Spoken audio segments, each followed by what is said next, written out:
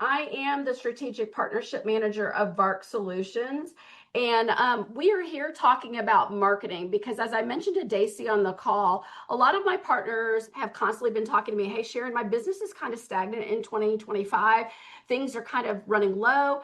And the first question I'm asking them is, well, how are you promoting your business? What are you really doing to grow? And surprisingly, a lot of them are saying, Sharon, I really don't feel comfortable with social media. I'm not really sure what to do. I'm getting stuck. And so we leaned into our resources, and you can see Daisy is there on camera, and I'll be giving her a proper introduction in just a second, but she's our guru today. And today literally is meant for all kinds of businesses. So whether you are a small business, a medium business, or a large business, it really doesn't matter.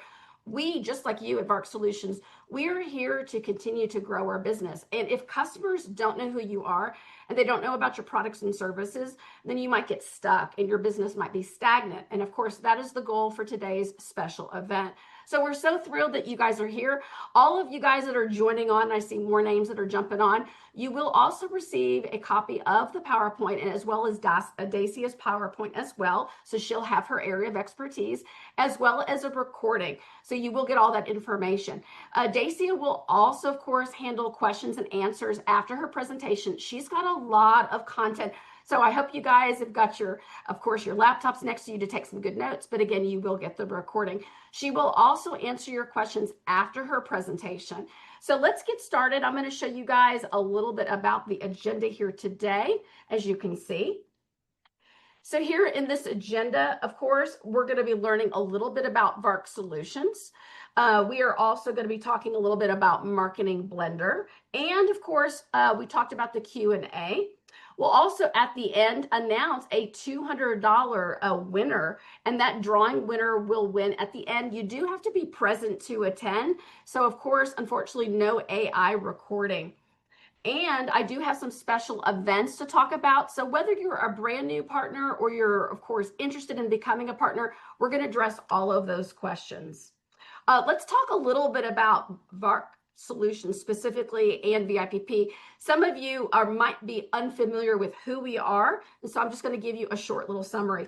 So you can see that we have a robust team. We've actually been in business for over 25 years, and of course, we have a wealth of knowledge. So we are QuickBooks experts and consultants as well. So we've been in business for a long time. We're based out of course, Friendswood, which is near Houston, Texas, if you're unfamiliar with where that is. And we consider ourselves QuickBooks experts and consultants. We also have a team of technicians on site that can answer all of your QuickBooks needs and, of course, your services. You might not know this, but we're also a national QuickBooks reseller.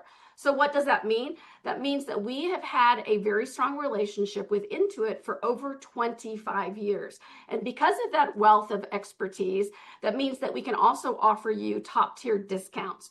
So if you have some clients underneath you and you're like, wow, I could actually offer them a discount and get that support and service, that would be a great reason to reach out to VARC Solutions, and we can assist you with that. We also handle a wealth of QuickBooks services. So migrations are our sweet spots. We do lots of those throughout every single week. And so that could be QBO, that could be enterprise, or getting off a particular software and getting into a QuickBooks platform. So we also handle that as well. We also have a relationship with third-party solutions. And I know our VARC team, we go to Intuit Connect, we'll go to the Scaling New Heights conference and others. But of course, it's very easy to get overwhelmed with third-party solutions just because there are so many that are out there. And of course, because we've been doing this for so long, it's really great, of course, to share our area of expertise because we only partner with third-party solutions that we know and we trust, and we've really had a relationship for a very, very long time. Also, this is just a short glimpse. You guys saw a picture just a minute ago of our full team, but this is a portion of our VIPP team. And so you would be interacting with Emily, which handles, of course, our orders and some of our consulting and services specifically would be her niche. And Erin Riley, which is our director of operations. As I mentioned, I didn't specify, our partners are across the entire country. Most of our partners are CPAs, CFOs, bookkeepers, pro advisors, and basically anybody that really has clients that utilize QuickBooks. So if that is speaking to you, then you are right where you should be. I literally call myself like VARC Solutions. We're kind of the Oz behind the curtain. And what that means really is for you is that you can reach out to VARC Solutions. You can ask us any questions about QuickBooks or expertise or our services, and we can point you or your clients in the right direction. We also make sure to give them your client what they need. So that way we're really listening to what's going to be the best features and the best services for them as well. As far as what is our why, and Sharon, like, why are we hosting this? I did mention that at the beginning, just because a lot of our partners get stuck with marketing and they feel like they're not really utilizing all the resources. And this is, of course, Dacia's area of expertise, and we're really excited that she's going to share that. But I really felt like, this is a great opportunity for my VIP partners, and there's so many of you that I can see your names on the call, for you guys to pick and choose what strategies are going to really work best for you. That way you can implement them and go, well, I didn't think about that. Let me implement some of those as well. So like you guys, we're a small business, but we want to help your business grow.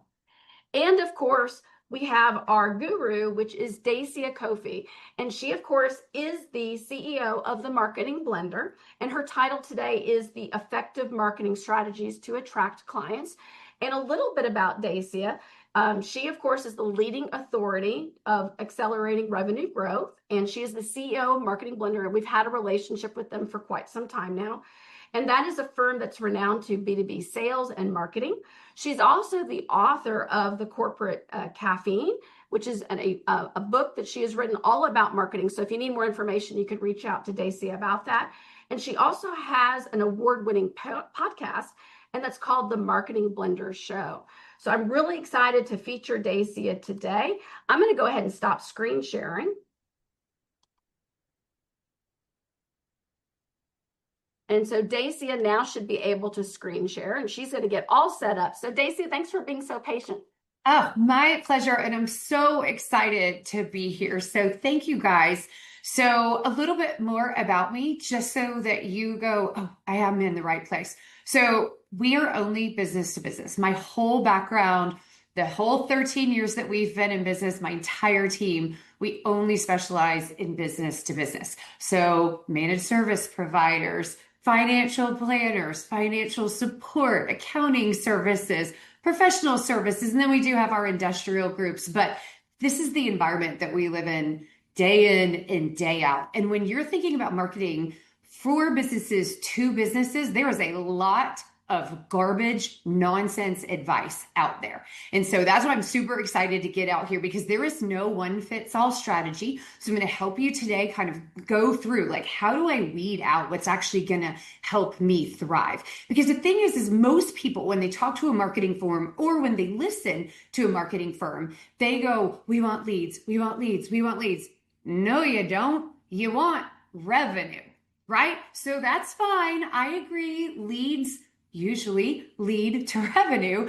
However, like, let's be honest. And as a chief marketing officer, there's 13 of those on our team. This is always what we are focused on, because when we're talking about scaling growth, or even just predictably having sustainable and predictable growth, that's revenue. That's not leads, right? So we want to fill a pipeline. We want to make sure that you're closing as much business as possible. We want to make sure that your leads are quality and that they're ready to buy from you. And in B2B, these are complicated scenarios, right? These are smart buyers, and smart sellers. And so marketing does really look a little different for people like us. So let's go ahead and dive in. So that's why it was so fun when Sharon and I were collaborating and brainstorming around what do we want this to be, like the subhead, effective marketing strategies to attract clients, because that is what we're doing. We're not just trying to attract leads. So let's start out with, like, just being real. When we are the founders or the leaders or the head of marketing or whatever your role is in your business, we can feel like this because it's really personal. Like, we're being judged. What do people think about us? Now we're trying to get that 10, but sometimes you can't read people. Sometimes we get ghosted. You don't know. And it can accidentally bring out some self-sabotage in our sales process as well as in our marketing. And so we've got to be just aware that a lot of times when people are not getting back to us or things are not working, it's not personal. It's not that they're saying you're a 4 on a scale of a 1 to 10. It's that they're busy, that the other things are going on, right? And so making sure that we are being good servant leaders and that we're aware and not overly analyzing in a negative way what's happening with our marketing. It's also one of the reasons we don't put ourselves out there enough, and that's not acceptable, because the only silver bullet in marketing is consistency, you guys. Familiarity wins, and it's like a tree. You have to plant the seed, nurture it, and then let it grow. And so you want to be familiar to the marketplace. And if you're thinking, oh no, I haven't been doing that. Okay, one of my favorite quotes: best time to plant a tree 20 years ago. Next best time to plant a tree today, right? It's never too late to start, because all of you have something really important to offer the world. So we all tell on ourselves. And what we don't want to tell is, we don't want to tell our insecurities. We don't want to overcomplicate it. And we don't just want to be invisible because we are in, paralysis from analysis, right? So marketing and, of course, branding is what people think of you. And this is not about judgment. They are saying, what's in it for me? What can you do to help me? Right? They don't really care. They're not really judging you like you're good, you suck, you're interesting, you're fake, and so many people suffer from imposter syndrome. What people think of you is in the frame of what they need from you. And this is exciting news, because this is where you really, really shine, right? So you just have to remember, you are awesome. You're already awesome. You don't have to prove it. You're not a kid just getting out of college or just having your first experience, right? You're already awesome. But let's unpack that awesomeness, because most of us are trying or scared to try to tell the world, like, I'm awesome, I'm here, please, I just want to help you. And guys, I hate to say this, but that is solving the wrong problem. This is going to sound harsh, but I don't care how smart you are. I don't care how many years of experience you have. I don't care that you are better than other people, because your strengths, your brilliance, your expertise, your giftings, they don't exist except for the transformation that you create for other people. Sadly, people don't care how good you are at something. They just care, can you help me? Your entire business is in the business of serving people and getting them out of their pain and out of their struggles and into a stronger, safer, less risky, more prosperous scenario, right? So when we're saying, how do I get my name out there? How do I tell people I'm great? How do I differentiate? It's not that those are bad questions. It's that they're not the real problem, right? Because the real problem of broken marketing is that your marketing is not about you. If your business and your service and your delivery is about your customer and getting them into another better place, then guess what? Your marketing should sound the exact same. It should be, you are here. You are struggling. You're scared. You're overwhelmed. You're confused. You're at risk. You are here, Mr. or Mrs. Prospect. And in happily ever after land, I will get you here. In no scenario did I just explain how I did it, how much credential I have, how much authority, where I went to school, how many years I went into business. I told a transformation story, and you should too, because that is the lens with which your market is judging you by. And that is the proper lens for you to be thinking, because you already do create transformations for people. So you just need to align with the truth of your business and the truth of how people are perceiving you, right? Your potential, and I mean your potential as a human being, but also your organizational potential as a company, as a professional, is unleashed through your ability to create transformation in the lives of other people. And that's it. It's profound and it's important. and it's simple. It's not always easy, and I'm going to show you how to make it easier. But you do need to remember this. It's not about you. It's about how you move forward. And let me tell you, when you really decide to embody that servant leadership paradigm in your marketing, marketing actually gets fun, you guys. Not scary, not overwhelming, because you are able to say to yourself in integrity and in truth, and to your prospects in the sales process, I'm just here to help you. And then you just go out on social media, on digital marketing, on stage, in a sales call, and you just help people. It's that simple, right? We just got to get ourselves out of our own way. And now I'm going to start getting into the tactics of how do we actually do that. Now, a little bit of bad news, because I just need to tell you the truth about why marketing feels so hard sometimes. So we talked about the imposter syndrome component.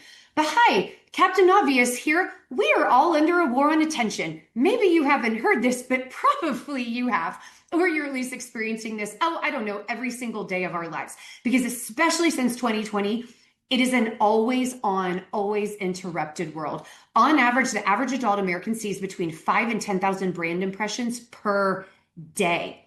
The average adult American is consciously aware of seeing 98 advertisements per day. In general, we all consume, from work all the way to TV and social media, on average about 7 hours of screen time per day. And think about that, you guys. That's the average. So everybody from people in the field that have very little to people have too much, 7 is the average. This is very, very high number.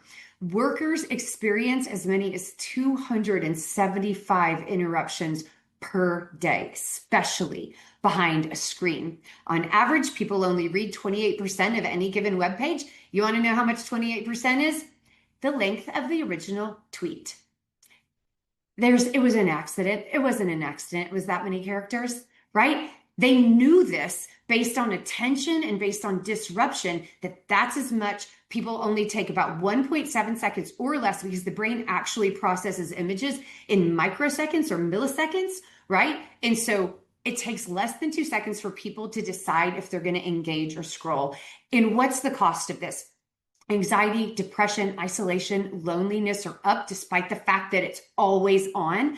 Activity levels, health, engagement, and connection are down.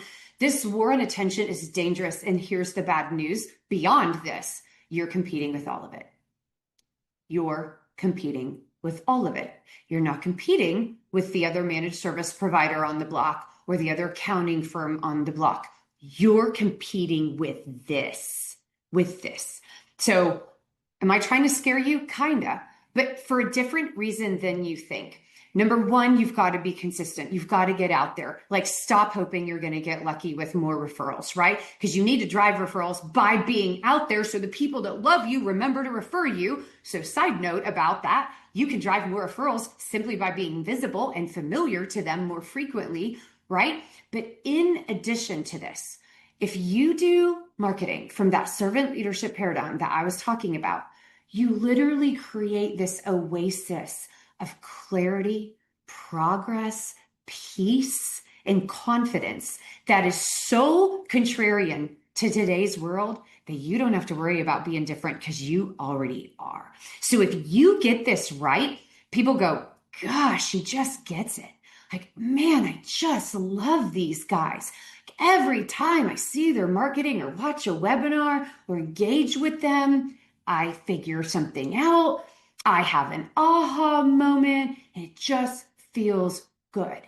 Because being good to people is good for your heart, but it's also good for your business, right? So that's what's really going on. Now, the other thing is we have to understand, when we're thinking about the war on attention, this is an assault on our brains. So the brain processes 11 million bits of information per second. That's the amount of information through all of our 5 senses that's being thrown at us. And there's something called the reticular activating system that acts like a big filter that protects us from losing our minds, literally. So it's keeping out 99.999% of things by basically going, that's not about me, that's not about me, that's not about me, that's not about me, that's not about me.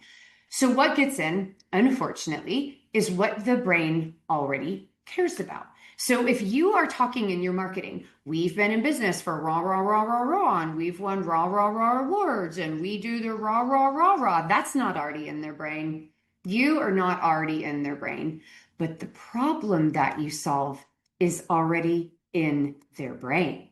The brain likes itself and it pays attention to itself. So when you have social media posts or webinar topics or headlines or hooks or images where somebody goes, hey, I'm struggling with that.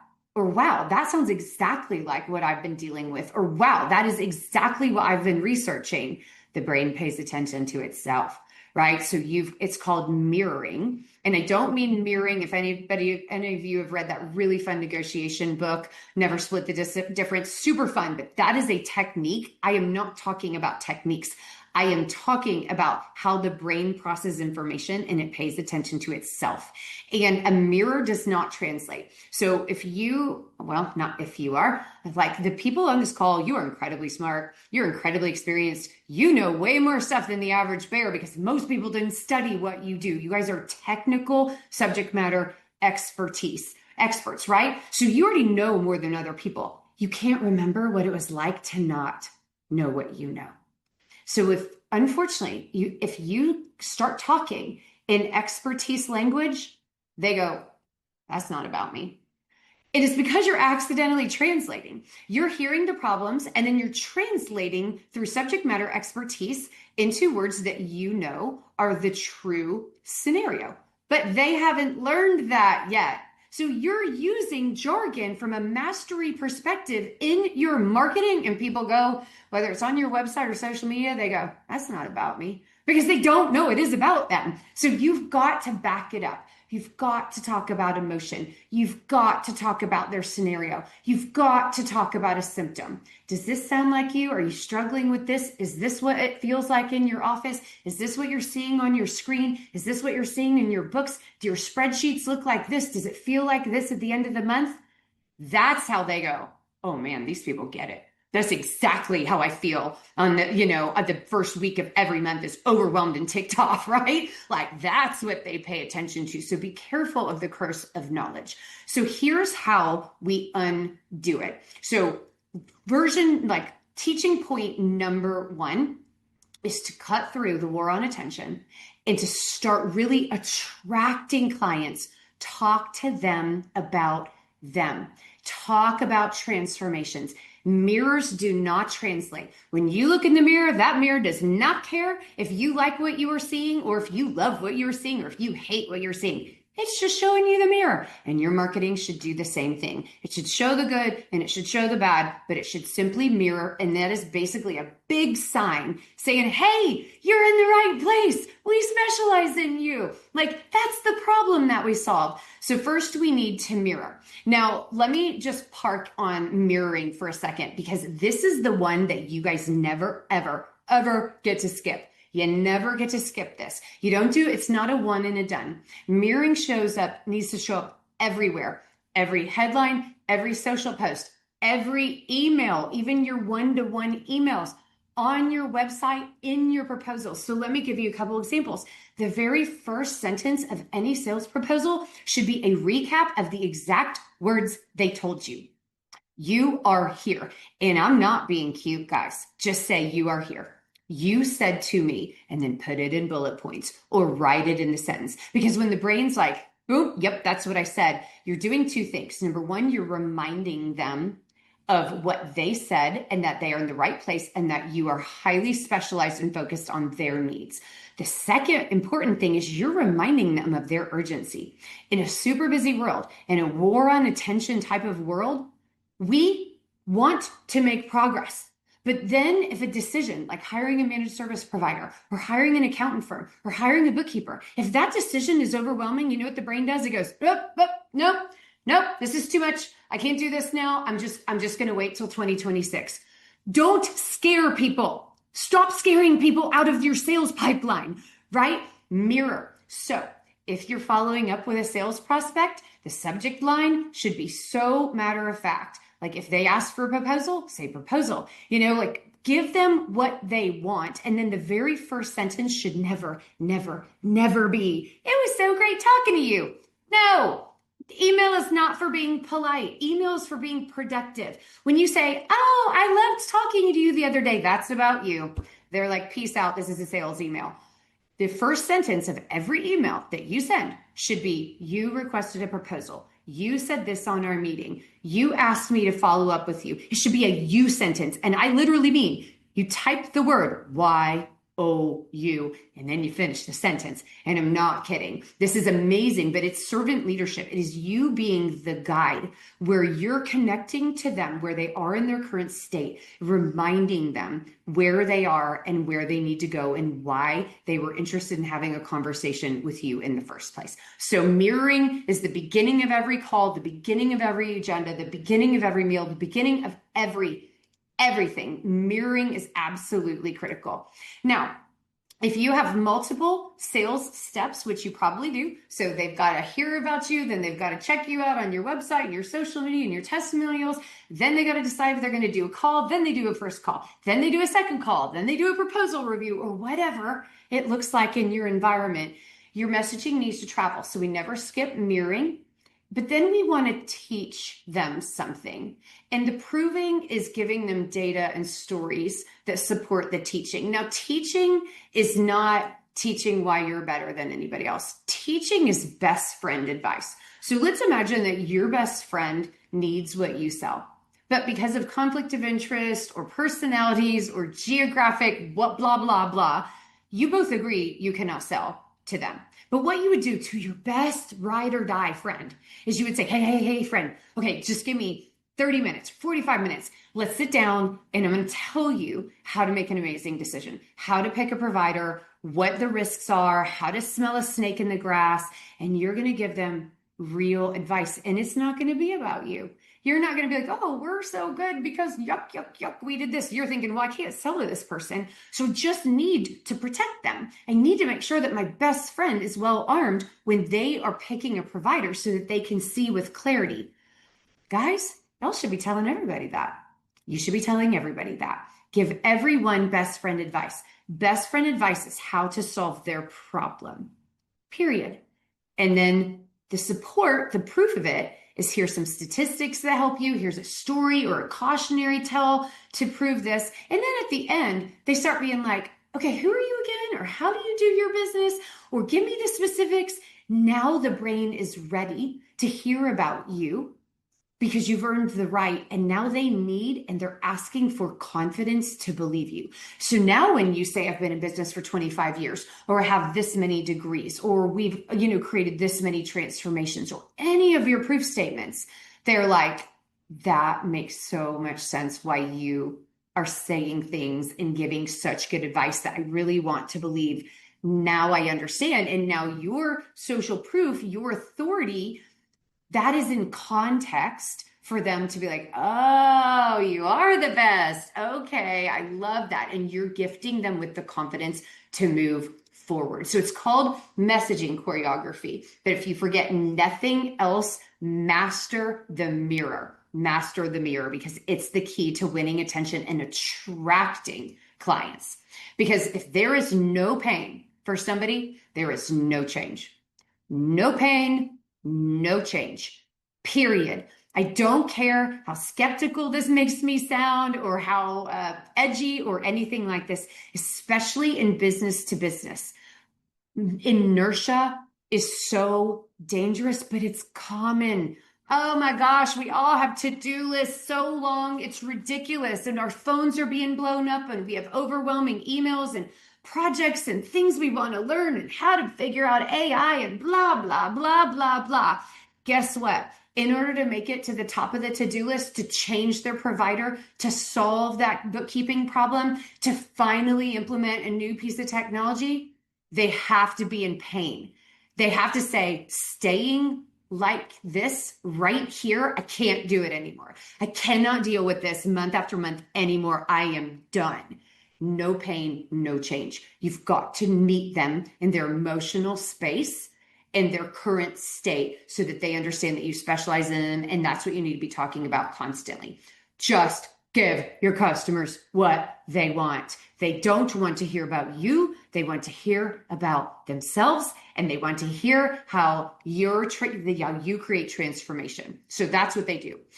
Okay. now we're going to get a little more specific here. So go ahead and screenshot this. However, Sharon did say that you're going to get this deck. So no worries. However, if you're thinking, oh, I might use this before I get the deck, here we go.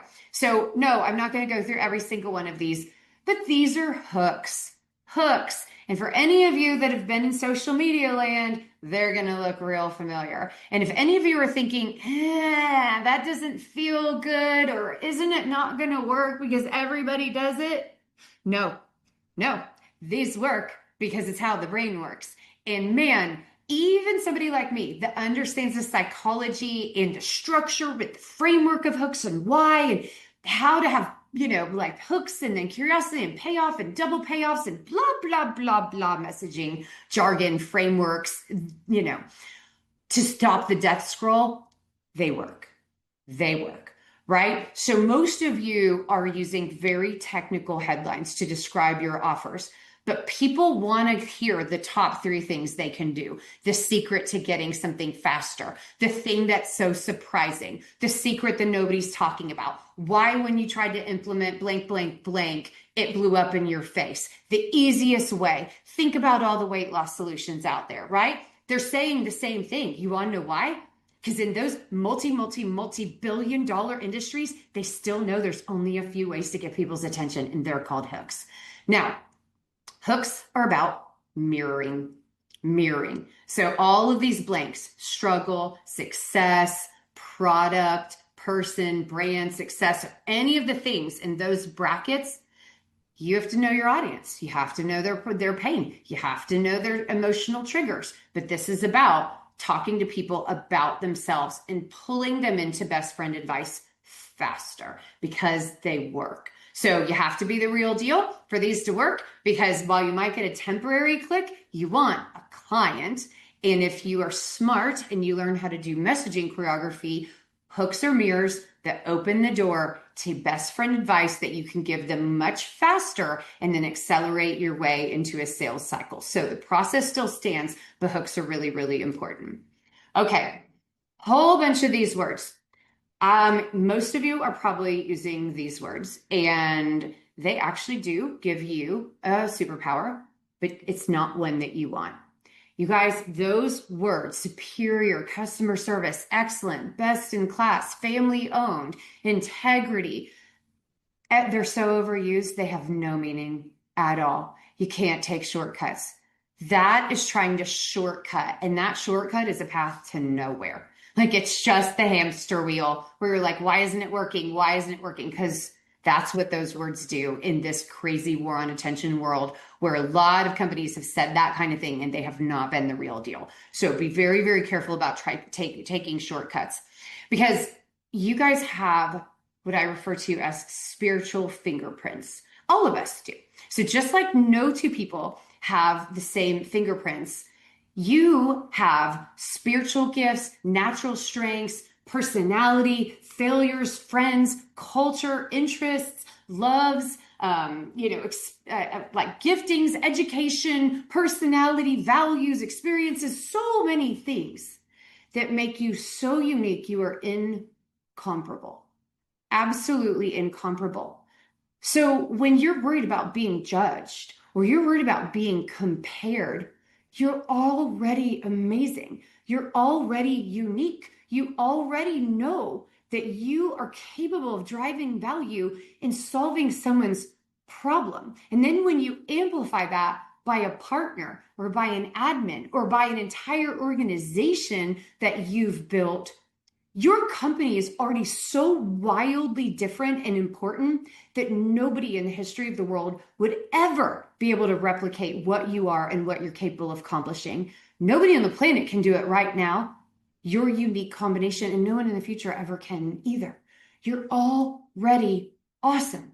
You're awesome, right? So we've got to bring that confidence in there and really, really magnify servant leadership. So one final component that we're going to go through, and before we jump into some examples and some Q&A, is I want to talk about roles and goals and metrics and how to know, are you working on the right thing that's actually going to get you clients? So when we think about marketing tactics, there's 3, we're going to overly simplify, there are more, but there are 3 when you're attracting net new clients, three general areas that the tactics fall into. One is generating interest or creating awareness. How do they know you exist? Right? What was the very first way they ever heard about you? How do you get them to pay attention to you? Right? And so they are researching their problem. Maybe they're asking a peer, maybe they're asking an advisor, maybe they're on Google, maybe they're looking at social media, maybe they went and typed it into YouTube and they're watching videos to try to learn something or reading a book. All the different ways. Maybe they're at a trade show. All the different ways, even word of mouth, that they could have heard that you exist. Now, generating interest and awareness. Next is build trust. They know who you are. They're considering your service, whether 3 days from now, 3 months from now, or a year from now, but it's, are you who you say you are? So they're paying attention to you, and now they're starting to invest a little bit of time in researching you. So your website is here, videos are here, becoming a follower on social media, meaning they're opting in for multiple aspects, not just one post, but multiple components. So subscribing to something, being in your email list. Also, sales follow-ups are here. So you had your first meeting, then you have then you have a second meeting leading up to a proposal. So all the ones, are you who you say you are, that are the ramp, the on-ramp to a conversation about money. And then obviously there are the tactics that help you close the deal. The important thing about closing the deal is this needs to be tightly structured and very calm. Shh. I've done this a million times before. The next step is, let me show you. Most clients ask this. Do you have those kind of questions? And you literally choreograph what people need to have confidence to move forward to solve their problem and for you to be allowed to help them with that.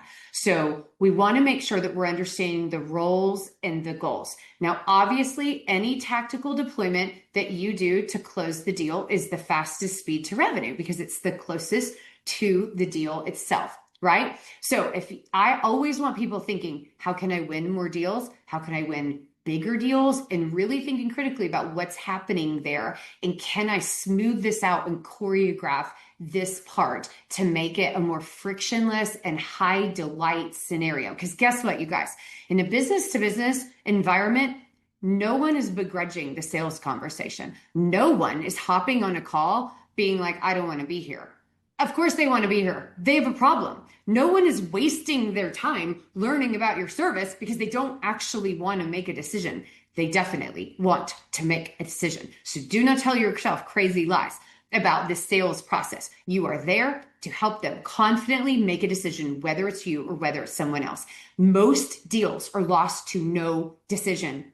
Chances are if you got ghosted, they didn't pick a competitor. They didn't pick anything. So that problem that you had, they still have it.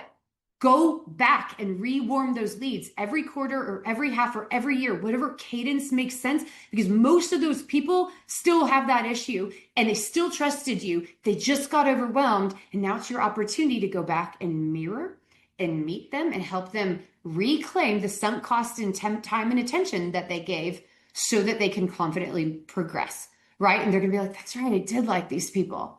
So fastest way is go back, win more leads, rewarm leads, and figure out how you can do more.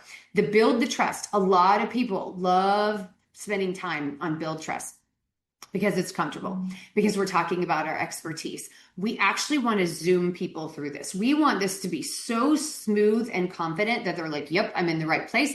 These people solve the exact problem. I just kind of want to hear a little bit about how they do it and like what their pricing model is. So be careful if you are constantly explaining to people or wanting to explain, creating content about why your approach is so good, why your tool is so good, why your background is so good. You might be spending too much time on things that make you comfortable, not necessarily what your buyer needs to make a decision. And then the attention component, we've got to filter out what's the difference between lead sources versus awareness sources. So this is critically important. Where will your leads come from?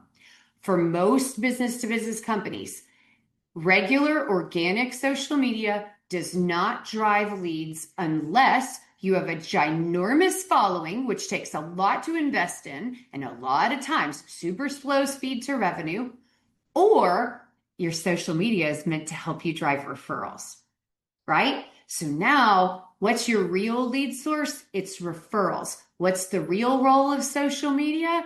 To drive more referrals and stay top of mind with referral sources and then act as a proof statement. That's super common in business to business.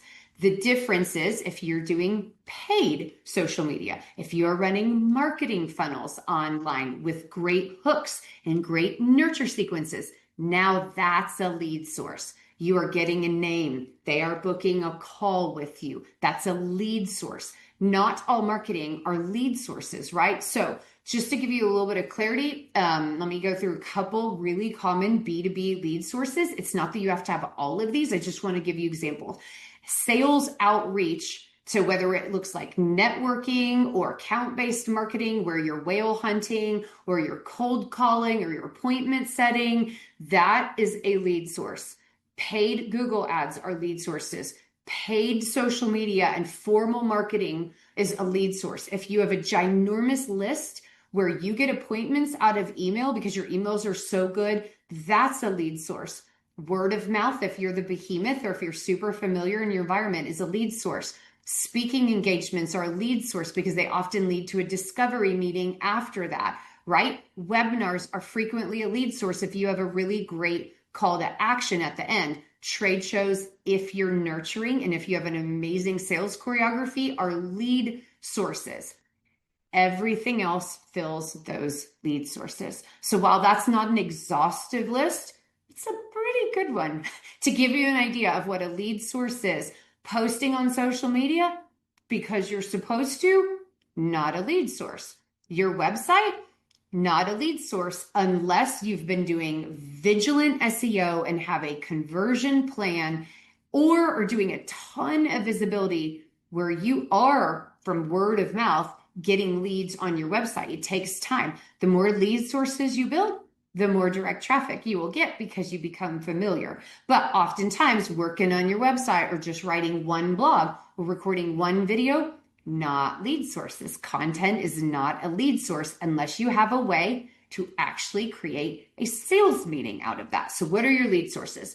Now, I want to show you, and especially since most of you guys are analytical on this call, there's a critical translation I need you guys to be thinking about when we're thinking lead sources, because most people not only are getting confused on what is the activity that drives leads and thus revenue versus what's just general marketing at large, right? And then on top of that, we're misunderstanding how to deploy this well, whether with an agency or a team or an admin or yourself. Critical translation that we've got to talk about. So when you have a revenue goal, let's say you want to add $200,000 to your bottom line or $1 million or excuse me, your top line, like whatever your revenue goal is. I want to grow 15% or I want to grow 5%, your total revenue goal. Now, if you break down your 2026 revenue goal, it probably, if you're not a startup, needs to be broken into, okay, if you did nothing else, what booked business or what contracts do you already have? What reoccurring revenue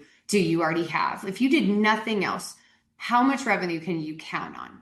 Okay, that's a client retention plan, right? And we want to make sure that we've got that in place. So let's pretend that you're trying to achieve a $2 million goal, and let's pretend you have $1 million, just for overly simplified math, $1 million in existing business that you can count on. Now your net new number is $1 million, right? And you can say, are there cross sells and upsells? I mean, you can sophisticate that as you can see this on here. But basically what we need to do is, once we know our real net new number, so let's pretend it's $1 million, right? What's your average deal size, right? If your average deal size, don't we all wish this was true, but if your average deal size was $100,000 for $1 million number, you only need 10 clients. You need to be doing this kind of math. You've got to translate dollars into humans. Marketing targets humans, not wallets. Marketing metrics are the analysis of human behavior and human decision making. You've got to translate dollars into humans. How many human beings do you need to say yes? For the vast majority of you guys on this call, the number is way less scary than your revenue number, right? It's way easier to be like, man, if we just win 2 more clients a month, 1 more client a month, right? That's doable. Then you need to continue to go. How many proposals do you need to write? So if you have a 50% closing ratio, okay, you need twice as many proposals as clients that you need to land. Okay, if you have discovery calls, how many of them turn into proposals?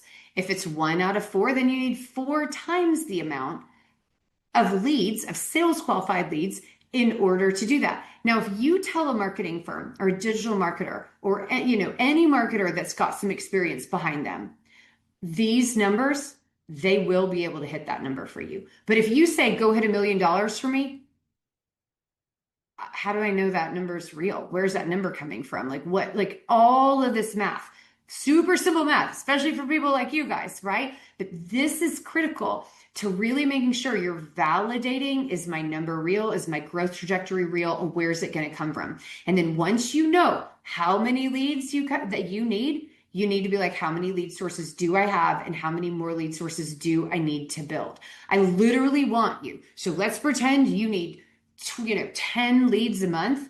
I literally want you guys thinking, okay, well, we probably get 2 referrals a month. We probably get 1 direct one from our website. We're going to launch pay-per-click. I need pay-per-click to drive 5. I do speaking engagements every so often. So that's probably 1 a month. I need you to guess, educated guess, or your marketer to educated guess. If you need 10 leads per month, where are they coming from? Name it.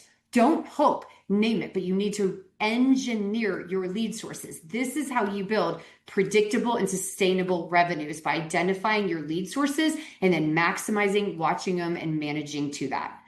It's not about whether or not you're worthy. You're system building, guys. You didn't learn your trade overnight. Stop thinking that one social media post changes the game, or that just a sprinkle of this or a sprinkle of that, or just trying things. Build a system. All of you are system builders. And so this should sound like music to your ears to go, wait, I can actually build a growth system versus just do marketing? Yeah, you can. You can. You absolutely can. And that's how you want to think about it. You are already awesome. I want you to systematize your marketing. Make sure that you have consistency so that you build familiarity.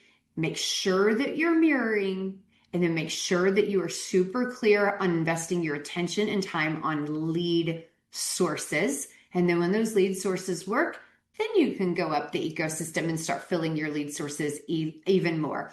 And everything about this, where you deploy information, where you deploy lead sources, how you mirror, this is literally about serving other people. In business to business, they are looking for progress. Go give them progress. Go progress them towards their buying decisions so that they can get out of the current hell that they are in because they don't have the subject matter knowledge that you do. So if you guys want deeper dives, you already heard there's Marketing Blender Show. Connect with me on LinkedIn. I love questions, which is our segue over into, all right, Sharon, we've got roughly about 10 minutes or however long you want to give us to do Q&A. So what have we got? Yeah, we're going to start with questions, Dacia. Thank you so much. That's a wealth of knowledge. I see some questions in the chat. So from Andrew, so let's start there. We've got about 5 minutes, so we're going to get through as many as we can. You guys, by the way, you are welcome to continue to put your questions in the chat. I will be happy to send those over to Dacia. I know we're about running out of time, but feel free to put them in the chat, and that way I can still email them. But let's start with Andrew's question. So Andrew, you said, what are the specific tactics and channels that drive the most revenue? I think that's a great question for everybody on this call. So Dacia, what can you share with us? Absolutely. So the big, it depends, is what kind of buyers you have. So your best clients, where do they go for information? Some of them will go to LinkedIn. Some of you guys are going to think, my guys would never be on LinkedIn. You're right. So for some people, we are actually seeing a return on wild effectiveness on webinars if your people like long form content, if they have the time in their schedule to do it, and if they're on LinkedIn or on YouTube, right? So that's a great one. And on top of that, can accelerate the sales cycle. I already mentioned another one, rewarm ghosted leads. Get out of your head. In general, it takes 5 to 12 points of follow-up in order to close a B2B deal. That's a lot, right? But touches and follow-up can be email, it can be, DMs on social media. I love social selling. Now you got to be careful with this one, because with all the bots out there, if you are only using automation, it doesn't work. Now, if you are using automation and you have an amazing message inside of people's like LinkedIn DMs, and you're targeting and like commenting with really good content in their social media, and you leave a voicemail where you're smiling and you are mirroring saying, I specialize, and you sent a piece of lumpy mail because you're going after a big an account, that's how you drive 90-day if you're trying to land leads. And then, of course, a final one is paid. Now, you need to work with a talented digital marketer that knows the difference between, because I can go get you a million leads. They're called, tell people you got free puppies, like free, purebred puppies. Like, we want qualified business leads, right? So you need a digital marketer that understands buying intent keywords versus educational keywords, and that they can understand, okay, how many leads do you need? And is that an appropriate cost per lead? So you do need somebody that is analytical enough to ask the right questions and get the right intake from you. But the reason paid media is paid is because they get you buying intent. So those are probably my favorite for small businesses, like to generate 90-day leads. But remember, as close to the bottom of the funnel. And if you can warm out referrals, if you can share spotlights with your referral partners, like recommend them for awards, get them speaking, like do everything to love bomb your referral partners, because number one, they deserve it, but start to systematize that. That's another great place where you can see really fast speed to revenue in this quarter versus waiting. But great question, because 90-day outcomes are very different than the things that generate, 60 days from now. And 90 days, if you're doing Google Ads for the first time, it takes about 90 days to be effective. So we're barely inside of that quarter, but be aware of that. You've got to know that you have a spend ramp that you have to get to, because Google and all the paid platforms do that on purpose. And Dacia, if someone is joining us today on this call and they're like, you know what, Dacia, that is a lot of information, because Dacia, it was a lot of information. And they're like, what is one thing that I can do in, let's say, the 30 days? What would you recommend them do to really drive more leads, drive more referrals? What is your best recommendation for them to start with? Yeah, absolutely. It is direct outreach. So that's why I love the rewarming lists. Create an amazing message, that was based on if you had previous sales conversations, or same thing, amazing messages to really warm up your referral partners, even if it's asking them, how can I truly be good? But be ready for good ideas. I'd like to do this for you. I'd like to do that. And then don't expect anything in return. You simply want to be a servant leader, but it is shocking when you are good to people how fast, because it will remind them why they love you. So those are probably my two go-tos, because they're low cost. They're the kind of things that all you need to do is to be thoughtful about your message, and you can get these bad boys out fast, and you can do it week after week after week and learn from that. I love that. The last question we have time for, and again, guys, you are more than welcome to continue to email me at vipp@varcsolutions.com. That's vipp@varcsolutions.com. I will forward all your questions over to Dacia, and we will give you those answers today or tomorrow. So feel free. One last question that I want, of course, wrap us up. I have a couple of special events to share, but the last question we have is from Kimberly, and she's asking Dacia, what does NN mean on the how many deals you need? So if you can clarify that, I think that's a great question for us. Love it. Thank you, Kimberly. These are net new. So brand new clients that have never worked with you. So I'm in marketing. I do want you to separate, because another thing about revenue is so much more revenue can come from cross sells and upsells. And you guys, that's fast. These people already believe in you. You're the expert. They're probably sitting in a blind spot where they don't realize you could resell a certain type of software to them or make recommendations. And honestly, when you are a subject matter expert, if you're not making proactive recommendations, at some point in time, they're going to assume that you're getting lazy. Don't do that. Don't do that. Like always be bringing great ideas and great resources to them, to serve your clients better. You know where they should go. Don't be scared to tell them this is how you get to the next level. So great question, Kimberly. And thank you, because that's another thing. You guys go find those cross sells and upsells, because those are also things that you can deploy right now for very fast revenue. And these people will be delighted, and it will probably drive referrals. Hey, Sharon, I had a question. I love it. Sure. Go ahead, Brad. Maybe especially relevant to some of the folks on our call too. So obviously we're in the QuickBooks space. One of the things that we do is we resell QuickBooks. So it's not just about the services that we provide. It's also about being able to get our clients the right software. Sometimes that's QuickBooks Desktop. Sometimes it's QuickBooks Online. Sometimes it's something else, right? Yes. And so what's frustrating to me is, we're marketing, we're sending out emails, we're doing all these things, and then a customer will reply to us and say, "Hey, I need some help. I just migrated to QuickBooks Online and I need some help now." And I'm like, "You didn't think to call us to buy the software?" It's like, hello. So how do we, especially, how do we get people to know that we sell QuickBooks Online or Desktop, so that they should call us before they just go do it on their own? I love it. Okay, so a couple different things. It depends on your cadence and your style with your clients.